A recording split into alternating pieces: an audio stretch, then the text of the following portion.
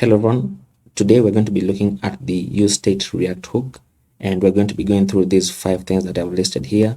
So we're going to check first of all how we set it up in a React application, and then we're going to create a number calculator where we can just add and subtract numbers. And then we are going to create something very simple where we can update some text or depending on the input that we enter in a form, for example. And then we're going to set up some local data that we're going to fetch, and then we're going to set up a to-do list. So hopefully by the end of this tutorial, you should be able to use the useState hook in your project. Now, before you get started, this is actually code sandbox that I have open. And if you would like to take a look at this source code, then I'm going to share it in my Twitter account. So be sure to follow me on Twitter as well. So let's get started. Obviously, the first thing that we need to do is we need to import the actual useState hook from React. Now, I'm going to show you 2 ways where we can do this. So the first thing that I'm going to do is just say import React from React, like so. And then right inside here, inside my function, then I'm going to set up my state values, okay? So the first thing that I need to do is just say const and then set an array. And I can just say, for example, number and set number. And this is going to be equal to useState. And by default, I want the value to be 0. Now, let me just talk about this for a moment. We have destructured, this is called array destructuring, and we have just destructured number and set number. Now, how this works is that the first value here is our state value. And then this second value that we have is the function that controls how we access the state value or how this state value is going to change. And then we are going to set it equal to useState hook. And then by default, I'm passing in the number of 0, okay? And as you can see, it says useState is not defined. That's because we need to say react.useState, okay? This is the first way that we can use useState. And now just to show you that this is actually working, I can create a paragraph below here, a paragraph, and set this equal to 0, like so. Sorry, not 0. Set this equal to number, and we should see 0 on the screen right there. Let me make this a paragraph, let's say h2, so that it's just a bit bigger because I don't want to add any styling. So you can see that the number is equal to 0, and this is what react.useState, that's our default value. If I were to set this to 100, then notice that this will also change to 100 because that is the default value that we have in our state value, and that is what we are referencing inside here. And notice that these are curly brackets and then the name of the variable. Now, this is one way that you can use useState. If you don't want to say react.useState every time, because usually you would have multiple useState hooks in your project, what you can do is right inside here, you can say import, set up the curly brackets and say useState from React. And then now you can remove this and just reference useState directly. And this should still work as it reloads right there. And you can see that the default value is still 100. If I were to set this to 142, then yeah, we will still see 142 on the screen. Now let's check up how we can set up a number calculator. So right inside here, I'm just going to say set this useState to 0, and then below this I'm going to set up a button, okay? And for the button, this button is going to say add and then close it out, so close out button, like so. And then this second button is going to say subtract, like so. And then I'm going to drag this right there, that now we have add on the top and subtract on the bottom. So that now what I want to do is that when I click on add, then I want this to increase the value by 1 or by whatever number that I'm going to set up. And then when I click subtract, then the opposite should happen. So we can do that by doing this. I can create a function here where I can, let me just call this function const add, and I'm going to set this into an arrow function. And I'm going to say every time that I want to click on this, then I want to access this function that controls our state value. And I want to access this function and say that let the state value change by 1, okay? So +1 every time that I click on the add. So I'm going to say set number into number +1, like so. And this already works as it is, but notice that we are not calling this function anywhere. So all we need to do is now just call this function every time that you click on this button. So we can go back to JavaScript and say on click, and notice that this is now JSX, so it needs to be camel case. So I'm going to say on click, then I just want to call the function that I've created called add, okay? And now when I click on this, look at that, it now goes up by 1 every time that I click on it, right? Now we want the opposite to happen when you click on subtract. So as you can guess, we're just going to do the opposite of this. So I'm going to create a function here and say const subtract, like so, and I'm going to say set number into number minus 1, like so, and then I can call the function here and say on click, then I just want to call subtract function that I've created.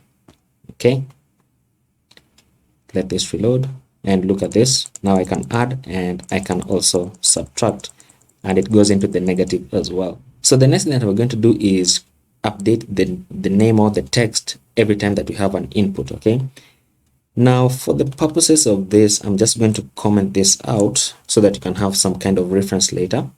So I'm just going to comment this out, and I'm going to comment this out, these buttons, like so, and then I'm going to go below this, and then I'm going to create a form like so. Well, you know what, rather than creating a form, I can just create an input with the type of text, like so, with a placeholder that says enter something, and close it out. Okay, so that we're going to have this, and then at the bottom, let me have an h2 just below the input, and inside this h2 we're going to be referencing something which we're going to set up in a moment. Now inside this h2 I want to set up some state values, just like we were referencing the number here. I want to reference a state value that I want to create right away. So below this I'm going to say const text and set text. Okay, and this is going to be equal to use state, and by default I just want it to be an empty string. Okay, and one thing that I forgot to mention is that in the use state you can pass in numbers, you can pass in strings, you can pass in arrays, you can pass in objects, anything JavaScript really, you can just pass it inside here. You can even pass in default values. For example, I can say my name inside here and it will still work. Okay, so now that we can reference this inside here, then what I want to do is right inside here I just want to say set the text, so reference the text, and of course nothing's going to show because our default value is an empty string. If I change this into my name, then we should see this on the screen, right? But now right in front of this text, then I just want to say welcome back, for example, and then welcome back, and then it's going to reference the text that we want to get for the input that we're going to pass inside here, right? So the text that is going to be displayed after this welcome back, we want to get it from the input that the user is going to enter inside this input element, right? So let's set that up and let's see how we're going to set that up. Now in React, there's something called control forms, right? So we're going to set up the value here, and we're going to set the value into the text. Okay, so we are setting the value of the input, right? So anything that is going to be typed inside here, we're going to set it into our state value, which is currently an empty string, meaning any time that we type into this, then this string is going to be filled, right? Now notice something, if I try to type something inside, nothing happens. That is because now we have turned this input into a read only input, and to change that, then we need to have an on change handler like so, and inside here I'm going to pass in an inline function, and I'm going to say set text, which is, remember, we have text and set text. So set text is the function that controls how we access this value. So I'm going to say set text into e.target.volume. This is now JavaScript land, and then remember that we need to access this inside here as well, the synthetic event of e right there, e.target.volume, so that now every time that I tap inside here, look at this, look at that, so it writes my name. Every time I can type anything and it's going to reference everything inside here, just like that. Okay, you can type it your name, you can type in anything, you can type in anything, and it's going to just get the inputs, get the text from the input, and then it's going to display it inside here. And look at that, some simple use cases that you can use in React. So I'm going to comment this up once again and comment this out, and then we can move on to fetch local data. Now for this, what I'm going to do is right inside my source folder here, I'm going to create a new file, and I'm just going to call this data.js like so, and then I'm going to create an array of objects. So I'm going to say export const data, and I'm going to create an array of objects, and I'm going to say ID of 1. Let me just say name. Okay, just grab this and copy it down a few more times.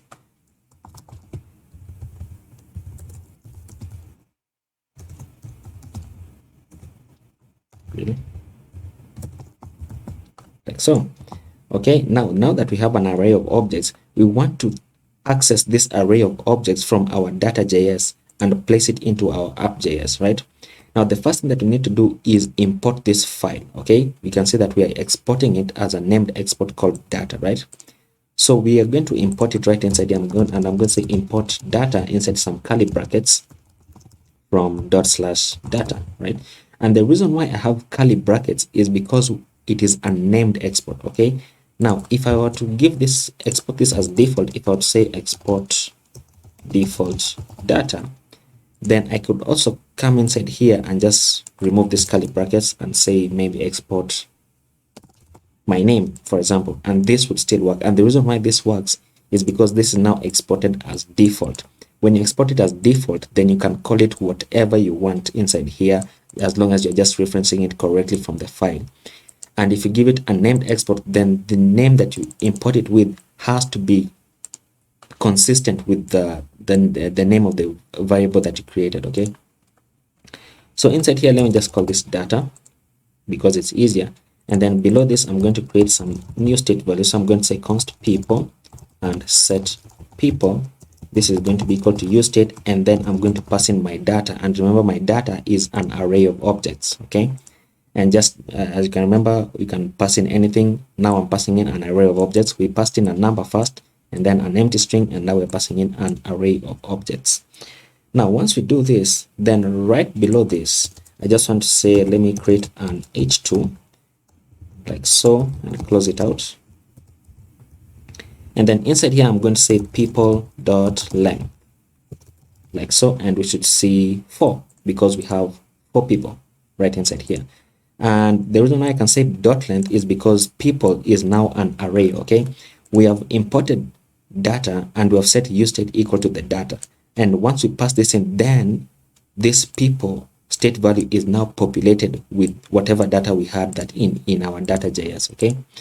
And that's why we're able to do array methods on it, such as .length, which just returns the number of items in the array. So right inside here, I can just say 4 people, like so. And then below this, I can say, if I want to display the data, then I can say people.map, and map is an array method, remember? And I'm just going to say for every person, then I just want to set up my return like so, and I want to return an article like so, and close it out. And then inside this article, I want to return an h3 that says the name of the person. So close this out like so. And remember, this name is now coming from, and actually I forgot to destructure it. So let me destructure it inside here, where I'm going to destructure the ID and the name of the person, like so. And we should see something on the screen which is not this. And the reason why this doesn't work is because I'm destructuring this wrongly. So this should be inside some brackets. So ID and then the name, like so. Destructure the ID and the name, and look at that. Now we have the name of the people that we have in our array of objects. And then once we do that, now React has something where if you're returning a list, remember the map method here returns a list. This is technically a list. So it requires that every list has a unique key, and that's why I added the ID inside here. So the ID, this is a 1, and actually this should be ID 2. Sorry for that. It should be 3, and then this should be 4. Sorry for that. Okay, so now we have a unique key ID, a unique key of ID for each one of them. And if you didn't have this, then there's something else that you can destructure inside here, which is the index, which comes from the array, okay? And you can just set it here and say index, and it will still be fine. Okay, so let's return this to ID, and then let's remove this. So that we're going to have this. Let's reload this, that it stops breaking. Okay, and just like that, that's a simple way that you can access some local data. If you have, you can change this into text, you can change it into anything that you want, and you would be able to access it in the following way. Now that we have this, I'm just going to comment this out once again, and then comment this out. Okay, now that we have this, so comment this out, then we want to create a ToDo application. Very simple, very fast. So the first thing that I want to do is set up my state values once again. So I'm going to say const items and set items. And the reason why I'm calling it items is because they're going to be the items in our to-do list. So this is going to be equal to useState, and by default this is just going to be an empty array. And then I'm going to say const text and set text. This is going to be equal to useState, and by default is going to be an empty string. And I realize that this is the same as this, don't worry about it. And then once we have this, then I want below this, let me just create a form. So let me comment this and say ToDo list. Let me create a form like so and close it out. And then inside this form, I want an input with a type of text with a placeholder that says bread, and then set this to required and then close it out. Okay. And then below this, we're going to have a button with a type of submit.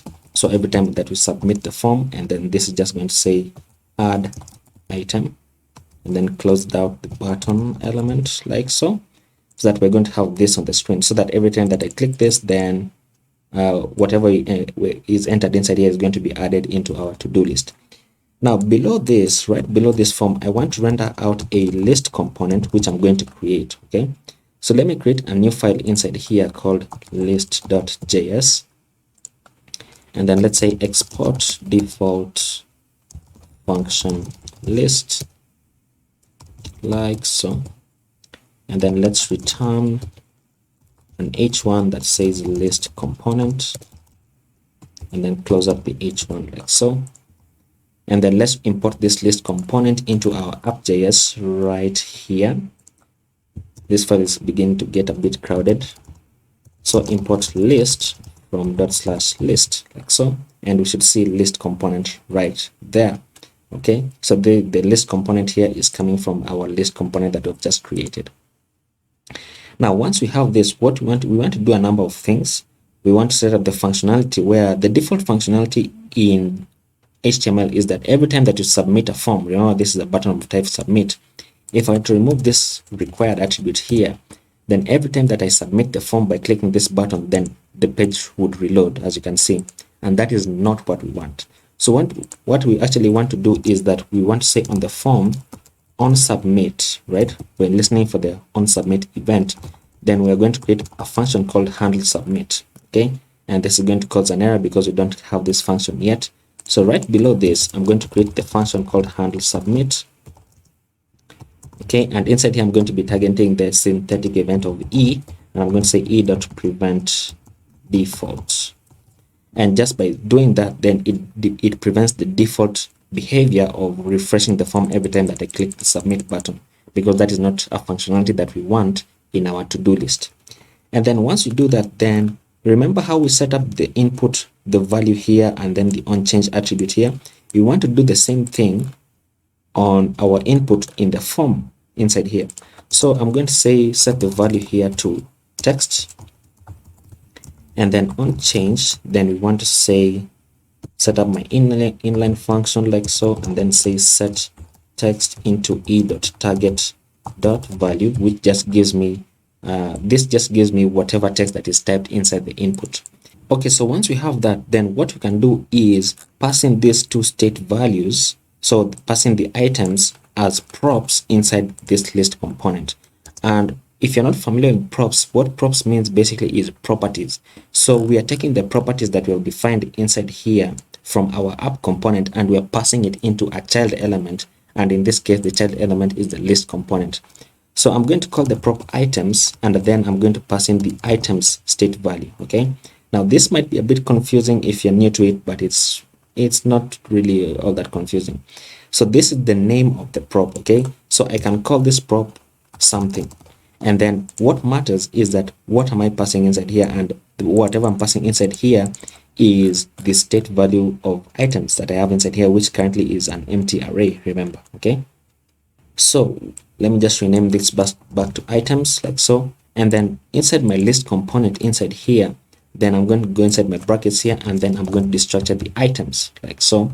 And then now let's set up a better return statement like so, and then I'm going to return a div, close it out, and then inside this div I'm just going to say items.length, and we should see 0. Okay, now let me test this out if this works. If I try to add something inside here, nothing works technically because we haven't really set up the display, how we're going to display it on the screen.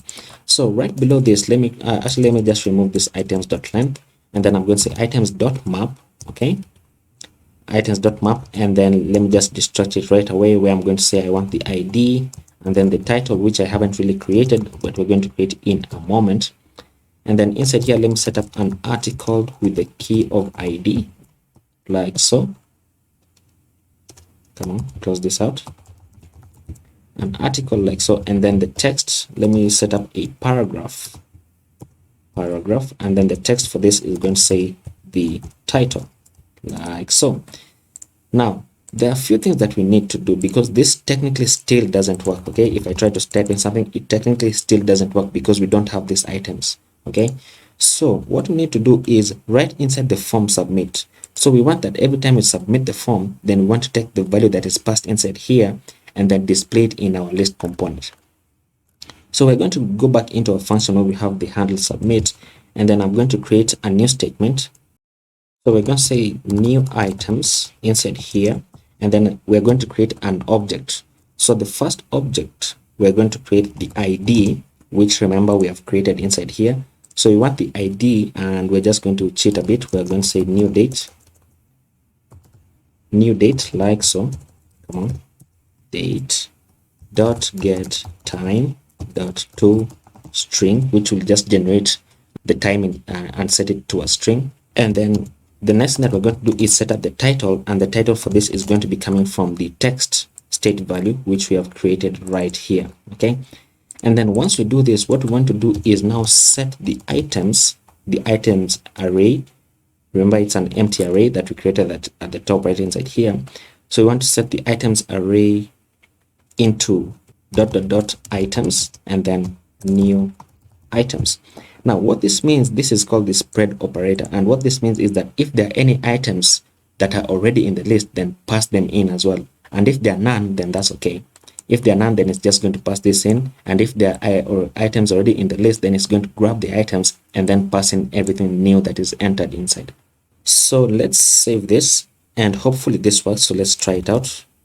Look at that. Now we can add in multiple items. We can add in. Now one thing that I do want to do is that every time that I click on this button, then I want this input to be refreshed. So we can do that easily by saying set text, and we set it back to an empty string like so, that now when I click on it, look at that, it goes back to an empty string. Okay, and just like that, we have created a simple to-do list. But one thing that you can do actually is that we don't want to be able to add empty items. Now technically you can't really see that we're adding empty items, but if I come inside here and say items dot length, look at this, we have 21 and then 22, 23, 24, because we're adding empty items, right? And then we just say items, so it's more descriptive.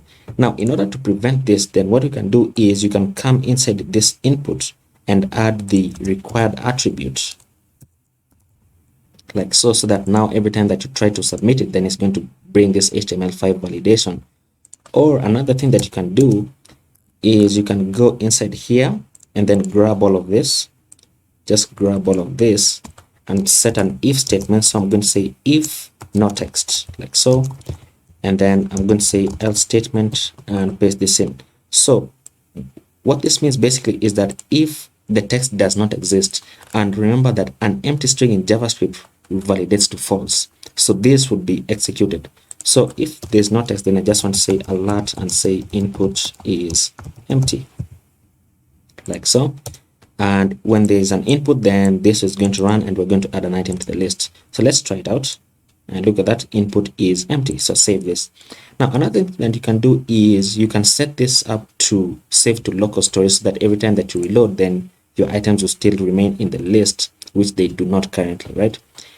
Now I could do that, but that involves introducing a new hook called use effect, and I'm going to be discussing that in the next video. So keep in touch, and I will see you in the next video.